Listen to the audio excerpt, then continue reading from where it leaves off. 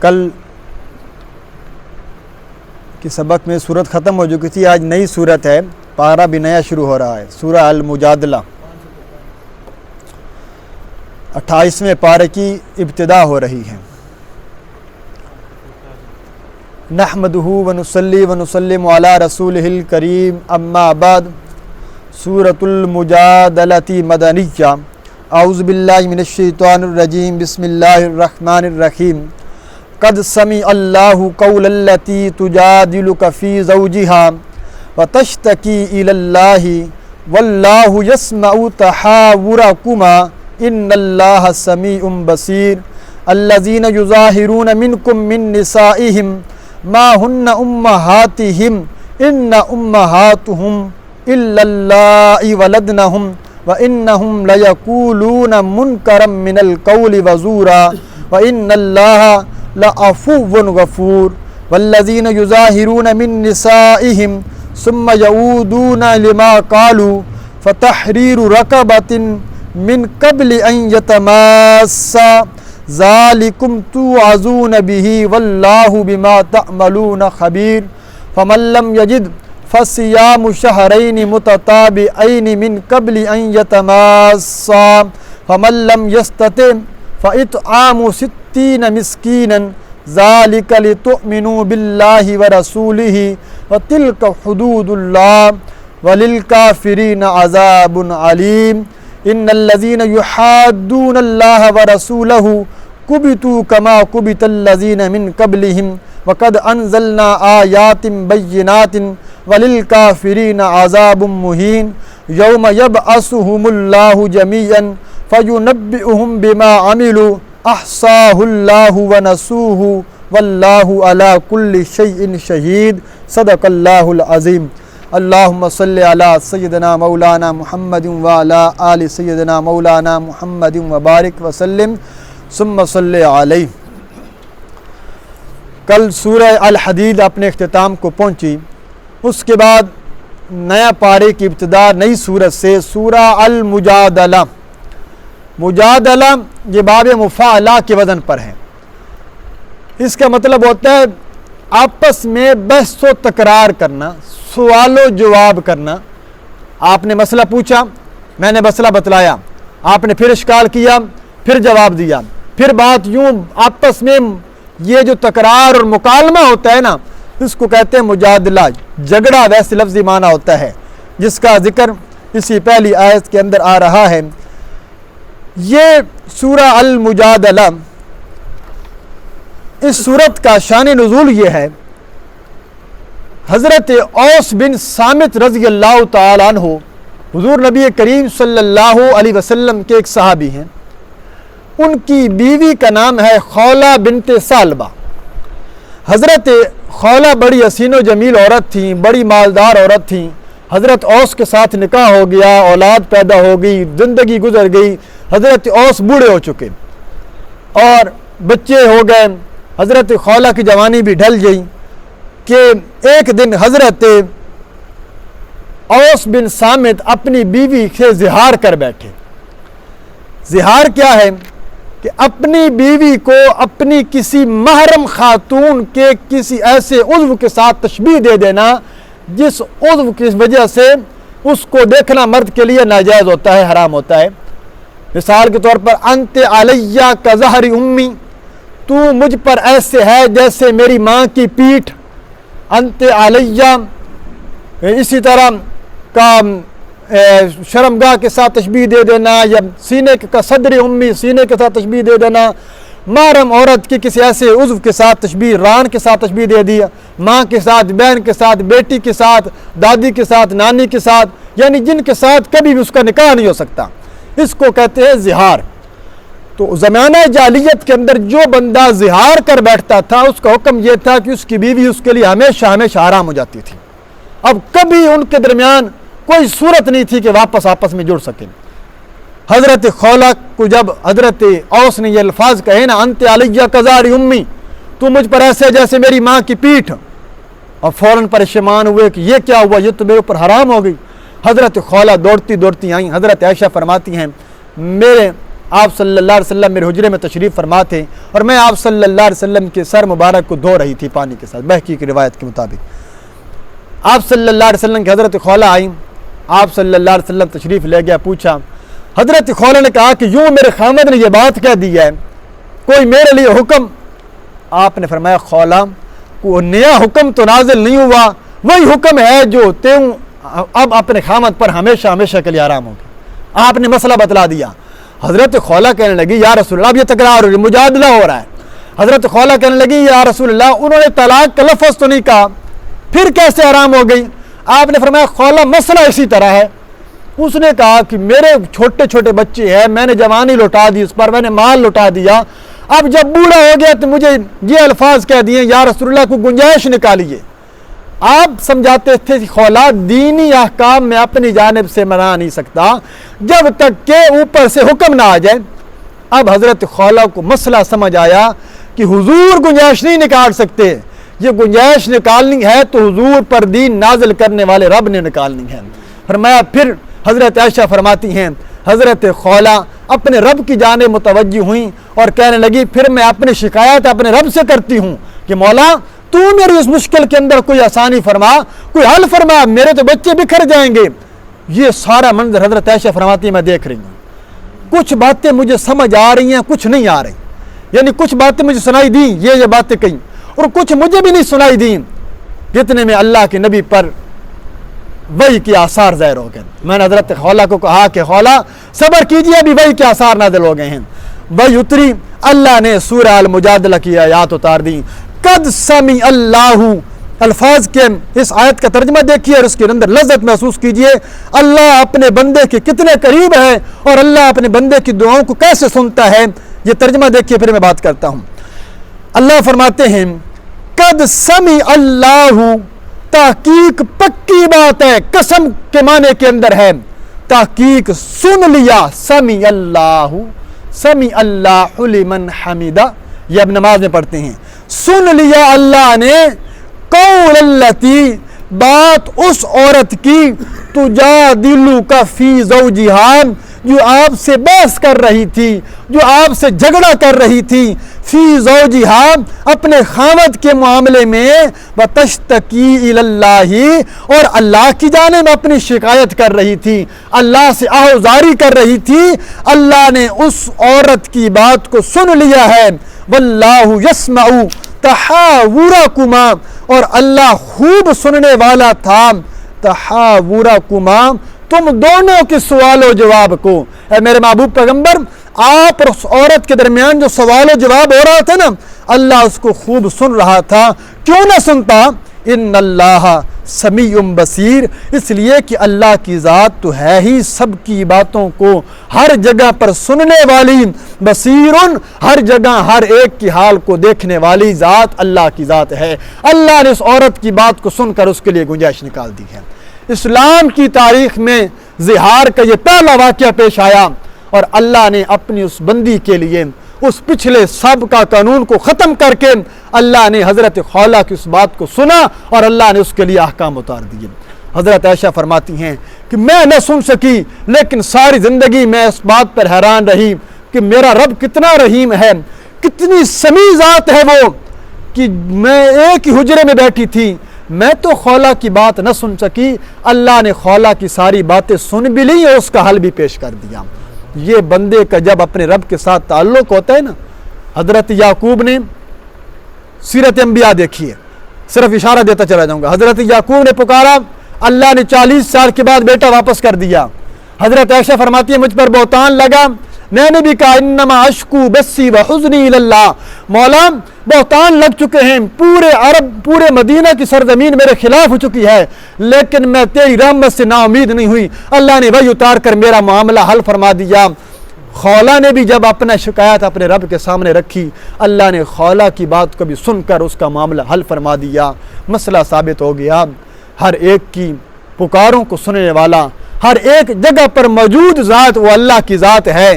جب انسان اپنے رب کی ذات پر توکل کرے گا اور اس یقین سے پکارے گا کہ میرا رب سنتا بھی ہے، میرا رب مشکلات کو حل بھی کرتا ہے، اللہ اس طرح کی صورتیں نکال دیا کرتا ہے۔ اس لیے اللہ فرماتے ہیں اس لیے اللہ نے سنا اللہ کی صفت سمیع کے اندر بھی کسی کو شریک نہیں کرنا، اللہ کی صفت بصیر میں بھی کسی کو شریک نہیں کرنا۔ بصیر تو میں بھی ہوں، بصیر تو آپ بھی ہیں، میں آپ کو دیکھ رہا ہوں، آپ مجھے دیکھ رہے ہیں۔ یہاں بصیر کس معنی میں ہے؟ جس طرح اللہ ہم سب کو دیکھ رہا ہے، اس طرح اللہ ان لوگوں کو بھی دیکھ رہا ہے جو یہاں موجود نہیں، جو کیا روئے زمین پر ظاہری حالت میں موجود ہیں، اللہ ان کو بھی دیکھ رہا ہے۔ جو غاروں میں چھپے پڑے ہیں، اللہ ان کو بھی دیکھ رہا ہے۔ جو چمٹیاں اپنے بلوں کے اندر ہیں، اللہ ان کو بھی دیکھ رہا ہے۔ جس طرح اللہ کی ذات یہاں موجود، اسی طرح اللہ کی ذات پوری کائنات میں موجود۔ اس طرح ماننا کہ ہر جگہ ہر موقع پر موجود ذات یہ اللہ کی ذات ہے، اس کے اندر اگر آپ کسی نبی ولی کو شریک کریں گے کہ جس طرح اللہ کی ذات حاضر اور موجود ہوتی ہے، نبی اکرم صلی اللہ علیہ وسلم بھی حاضر اور موجود ہوتے ہیں، پھر یہ قرآن کی صحت کا انکار لازم ہو جائے گا۔ قرآن کا عقیدہ ہے حاضر ناظر ذات صرف اور اللہ کی ذات ہے۔ ہاں دیکھنا یہ دنیا کے اندر ممکن ہے، انسان ہے، اس کے اندر اللہ کے عقیدے میں نفی نہیں آتی۔ اب آگے زہار کا حکم آ رہا ہے۔ حضرت عمر فاروق رضی اللہ تعالیٰ عنہ لشکر کے ساتھ جا رہے تھے، اچانک ایک بوڑھی مائی آ گئی۔ اس نے کہا امیر المومنین رکیے، مجھے ایک مسئلہ ہے۔ امیر المومنین نے کہا لشکر کو روک دیا جائے۔ بڑا لشکر تھا۔ امیر المومنین اپنی سواری سے اترے اور اس بوڑھی خاتون کے پاس جا کر کھڑے ہو گئے، یوں کندھا جھکا کر اس کا مسئلہ بڑے غور سے سنتے رہے، اور کافی دیر گزر گئی۔ آپ جب وہ فارغ ہو کر آئے نا تو پاس کھڑے صحابی نے کہہ دیا امیر المومنین ایک بوڑھی اماں کی وجہ سے آپ نے پورے لشکر کو تکلیف دی ہے۔ حضرت عمر نے کہا تو نہیں جانتا یہ عورت کون ہے؟ یہ عورت تو وہ ہے جس کی پکار کو میرے رب نے سنا تھا، عمر کیسے نہیں سن سکتا؟ کعبہ کے رب کی قسم اگر یہ ساری رات مجھے اسی طرح کھڑا رکھتی، میں ساری رات کھڑا رہتا، میں ہلتا بھی نہیں تھا۔ اللہ نے جس کی اتنی تعظیم کی ہے، میں عمر اس کی تعظیم کیوں نہ کروں؟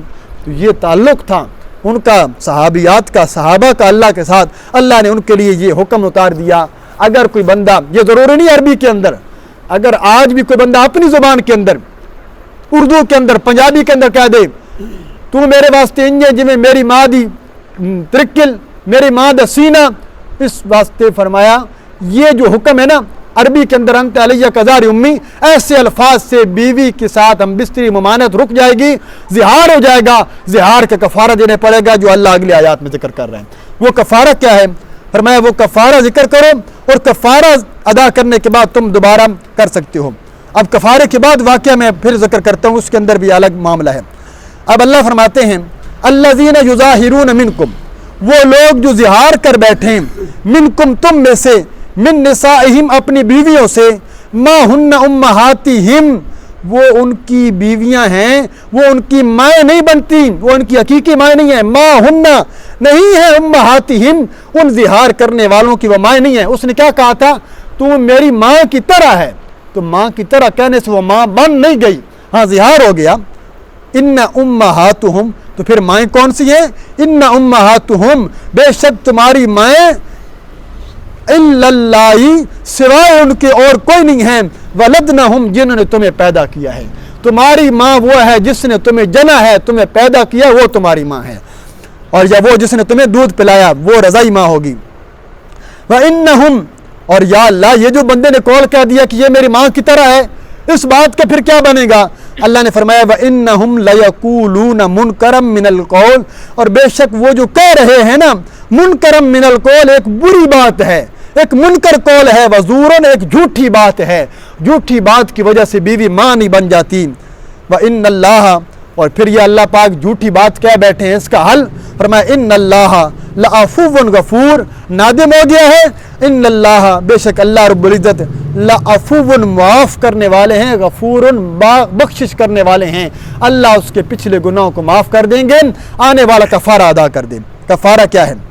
والذین یظاہرون من نسائہم وہ لوگ جو زہار کر بیٹھے اپنی عورتوں سے، ثم یعودون پھر وہ واپس آنا چاہتے ہیں، یعنی زہار سے پلٹنا چاہتے ہیں، لما قالوا جو انہوں نے کہا ہے، تو پہلی شرط یہ ہے فَتَحْرِيرُ رَقَبَةٍ ایک غلام گردن کو آزاد کرنا ہے۔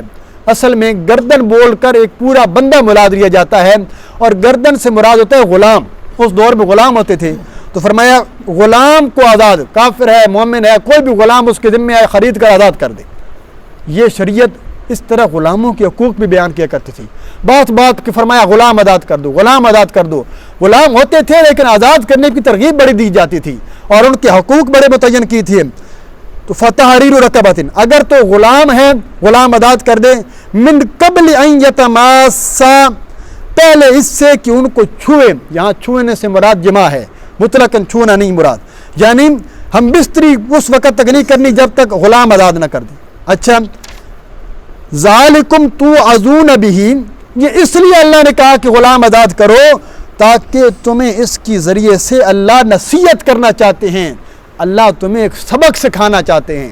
ایسا نہ ہو اگر ہم اس قول پر کوئی اللہ فرماتے تاوان نہ رکھیں، ہم کو اس پر کفارہ نہ رکھیں، تو آئے روز تم اس طرح بیویوں کے ساتھ ایسی بات کہہ دو گے، تم کہو گے نہ طلاق ہوتی ہے نہ کوئی کفارہ آتا ہے، تو یہ تو مذاق بن جائے گا. اس لیے اللہ نے ایک نصیحت کے طور پر ایک سبق سکھانے کے لیے یہ ایک حکم یہ دیا ہے کہ غلام آزاد کرو، یہ تمہارے لیے نصیحت کے لیے ہے. واللہ بما تعملون خبیر، اور اللہ رب العزت جو کچھ تم عمل کرتے ہو خبیر، خبر رکھنے والے ہیں، یعنی تم عمل کرو گے تو اللہ خوب جانتا ہے. یہ پہلی شرط ہے، جس کے پاس یہ ہو وہ یہ کرے. اگر یہ نہیں ہے غلام، اس کے پاس اتنی طاقت نہیں ہے، یا آج کا دور ہے غلام ہوتے نہیں ہیں، فمن لم یجد، پس اگر جو یہ صورت نہ پائے تو دوسرا صورت اس کے لیے یہ ہے فصیام شہرین متتابعین، روزے رکھنا ہے شہرین 2 مہینے متتابعین، لگاتار 2 مہینے یہ روزے رکھنے پڑیں گے. ایک دن بھی اگر مس ہو گیا دوبارہ نئے سرے سے شروع کرنا پڑے گا. لگاتار اس میں کسی قسم کی کوئی چھوٹ نہیں ہے، لگاتار 2 مہینے روزے رکھیں. من قبل یا تماسا، ہم بستری سے پہلے، چھونے سے پہلے یہ روزے رکھیں. اور اگر کوئی ایسا کمزور ہے جیسے اوس بن سام، یا کوئی بوڑھا ہے وہ لگاتار 2 مہینے کے روزے بھی نہیں رکھ سکتا، بیمار ہے، فمن لم یستطع، تیسری صورت جو اس کی بھی طاقت نہیں رکھتا، اللہ نے کیسی گنجائش نکال دی، فاطعام 60 مسکینا، جو اس کی طاقت بھی نہیں رکھتا، فاطعام 60 مسکینا، پس کھانا کھلانا ہے 60 مسکینوں کو، 60 مسکینوں کو صبح شام کھانا کھلا دے، اس کا کفارہ ادا ہو جائے گا. یہ 3 صورتیں ہیں. سب سے پہلی صورت غلام آزاد کرے، غلام نہیں، 2 مہینے لگاتار روزے رکھے. 2 مہینے روزے نہیں رکھ سکتا تو فرمایا 60 مسکینوں کو صبح شام کھانا کھلائے، یا ایک مسکین کو 60 دن تک لگاتار کھانا کھلائے. ایک ہی وقت میں ایک ہی مسکین کو 60 دنوں کا کھانا نہیں دے سکتا. 60 مسکین اکٹھے کر لے، 60 دنوں کا کھانا کھلا دے، 60 مسکینوں کو اکٹھا، یا ایک مسکین کو 60 دن لگاتار کھانا کھلائے صبح شام، یا 10 مسکینوں کو برس اتوار تھے وہ تقسیم کیے جا سکتے ہیں. ایک ہی مسکین کو ایک دن کے اندر نہیں کھلا سکتے. یہ 3 صورتیں اللہ نے ذکر کر دیں. فرمایا یہ حکم نازل ہو گیا. حضرت خولہ کو کہا جاؤ اپنے خاوند کو بلا لو. اب واقعہ پھر دوبارہ جوڑ رہا ہے. حضرت خولہ بھاگی گئیں، حضرت اوس کو بلا لیں. دیکھو جی، اللہ نے میرے نبی اکرم صلی اللہ علیہ وسلم پر قرآن اتارا، گنجائش نکل آئی، آؤ. حضرت اوس بھی بھاگے آئے، مسجد نبوی میں پہنچے. جی یا رسول اللہ کیا حکم ہے؟ آپ نے فرمایا اوس ایک غلام آزاد کرو. حضرت اوس نے کہا یا رسول اللہ، سوائے اپنی گردن کی اور کوئی گردن میرے تابع نہیں ہے، میرے پاس تو کوئی غلام نہیں ہے، نہ مال ہے کہ میں غلام آزاد کروں. آپ نے فرمایا کہ پھر 2 مہینے لگاتار روزے رکھ. حضرت اوس کہنے لگے کہ یا رسول اللہ، نحیف کمزور بندہ ہوں، بوڑھا ہو چکا ہوں، 2 مہینے میں کیسے روزے رکھ سکتا ہوں؟ آپ نے فرمایا پھر ایسا کر 60 مسکینوں کو کھانا کھلا دیں. حضرت اوس کہنے لگے 60 مسکینوں کو میں کھانا کہاں سے کھلاؤں گا، میرے پاس تو صبح ہوتا ہے شام کے لیے بھی نہیں ہے، یعنی 3 چیزیں میرے پاس نہیں ہیں. اب آپ صلی اللہ علیہ وسلم کی مسکرا پڑے، صحابہ بھی کہ یہ کیسی کیفیت ہے، زہار بھی ہے، زہار کی اللہ نے 3 صورتیں نکالی، تینوں اوس کے پاس نہیں ہیں. تو اوس اب کیا کریں؟ فرمایا یا رسول اللہ، کفارہ تو کرنا ہے، لہذا آپ اپنی جانب سے مجھے کچھ چیز دیں. آپ صلی اللہ علیہ وسلم نے اپنی جانب سے کچھ کھجوریں عطا کی. صحابہ نے مل کر وہ چند سا کھجوریں فرمائیں. فرمایا آپ یہ جا کر غریبوں کے اندر صدقہ کر دو. وہ کھجوریں صدقہ کر کے نہ اپنی جانب سے ایک مال بھی نہیں نکالا. حضرت اوس نے وہ سارا وہ تقسیم کر کے ان کی طرح سے یہ کفارہ ظہار ادا ہوا. آپ صلی اللہ علیہ وسلم ان کی معاونت کی. تو فرمایا اس قدر غریب صحابی تھے، لیکن یہی حکم ہے اس بندے کا جو آمدن جان بوجھ کر روزہ یاد ہوتے ہوئے، روزہ یاد ہے، جان بوجھ کر ہم بستری کر بیٹھا حالت روزے میں، پانی پی لیا، کھانا کھا لیا، بھول کر نہیں، روزہ یاد ہے، جان بوجھ کر، ادھر بھی کوئی نہیں ہے، اس کی وجہ سے اگر کوئی بندہ ایسا کرے گا اس پر قضا الگ ہوگی، کفارہ الگ ہوگا۔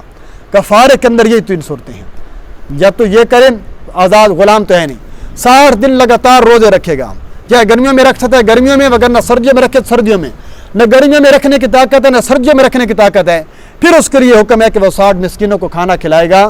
یہی حکم ہے، یہ اللہ نے ذکر کر دیا۔ یہ ذکر کرنے کے بعد اللہ فرماتے ہیں یہ سارا ذکر کس لیے ہے؟ ذالک، یہ اس لیے ہے لتؤمنوا باللہ ورسولہ، تاکہ تم اللہ اور اس کے رسول پر ایمان لاؤ، تاکہ اس ایمان کے اندر تم کامل ہو جاؤ۔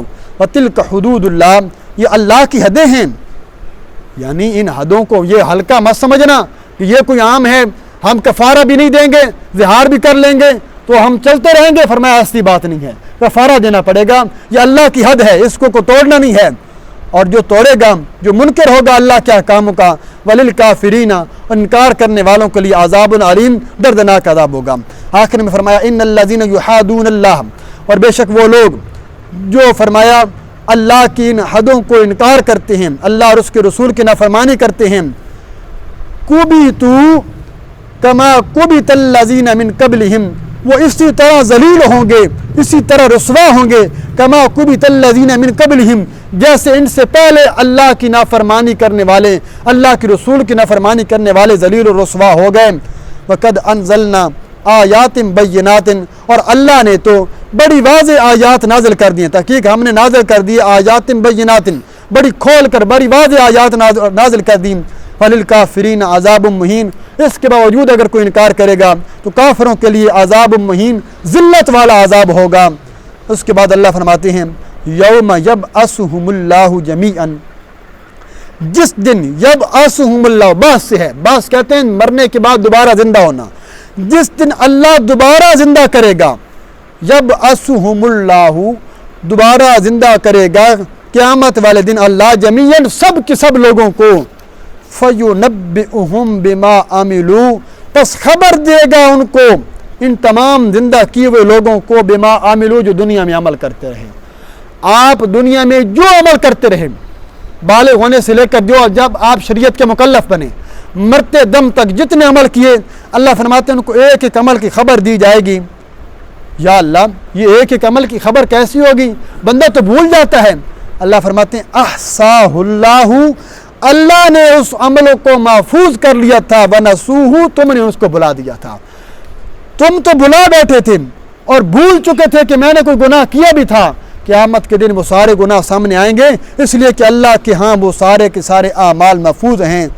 اس لیے واللہ علی کل شیء شہید، یہ اس وجہ سے ہے کہ اللہ رب العزت کی ذات علی کل شیء شہید، ہر چیز پر حاضر اور مطلع ہے۔ پھر اسی عقیدے کی اللہ نے ضرب لگائی، اللہ ہر جگہ پر موجود ہے، تمہارے ہر عمل کو دیکھ رہا ہے، تو ہر عمل گناہ کرنے سے پہلے، رشوت لینے سے پہلے، سود کھانے سے پہلے، زنا کرنے سے پہلے، شراب پینے سے پہلے، ہر گناہ کرنے سے پہلے یہ عقیدہ ذہن میں لانا کہ میرا رب مجھے دیکھ رہا ہے، اللہ میرے ساتھ ہے۔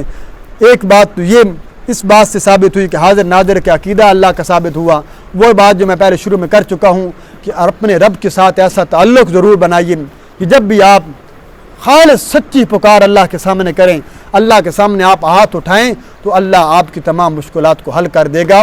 پیٹ میں لقمہ شرط یہ حلال کا ہونا چاہیے، یہ قرآن کا سبق ہے، یہی انبیاء کی دعوت ہے، یہ صحابہ کرام کی یہ نقش قدم سے ہمیں یہ چیز ملتی ہے۔ اللہ تعالیٰ سے دعا ہے اللہ تعالیٰ ہمیں صحیح معنوں کے اندر دین پر چلنے کی توفیق عطا فرمائے۔